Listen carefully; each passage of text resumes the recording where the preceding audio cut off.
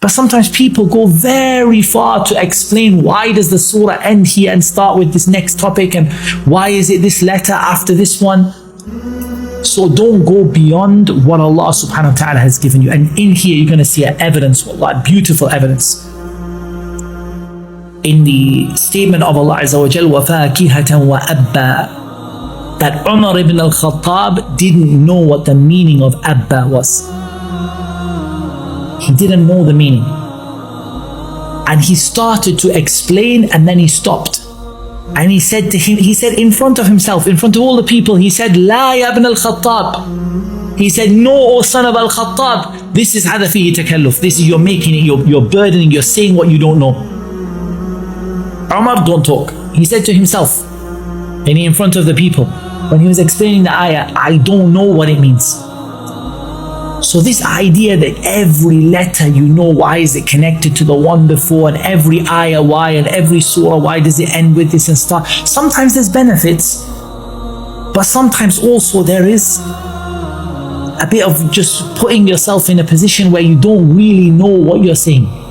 So take the example of Umar radiyallahu anh, and if it's not clear to you what's the connection of one part of the surah to the other, or what's the connection of one surah to the other, then say, I don't know. Like Umar said about a word of the Quran in front of the people on the minbar, and he said, I don't know what it means. And it was just a word that was not familiar. It was not familiar in the language of Quraysh, because the Quran came with the ahruf, the different lughat of the Arab. It came with the different dialects of the Arabs, all of it, the different words of Quraysh and Tamim, and the different words of all the tribes are in the Quran. Not the qira'at, we're not talking about the qira'at. We're talking about the fact that the Quran contains words from all of the Arab tribes. And the Prophet ﷺ asked for it, why? To open their hearts to Islam. When they saw that the words were coming with words that were from their words that were used by their tribe, so it opens their hearts to Islam.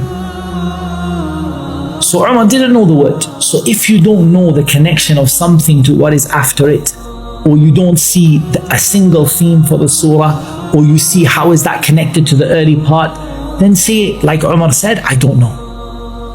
And maybe someone else will come with a good answer, but don't take these long-winded answers where the person went a long way to try to bring something that Allah didn't ask you to do.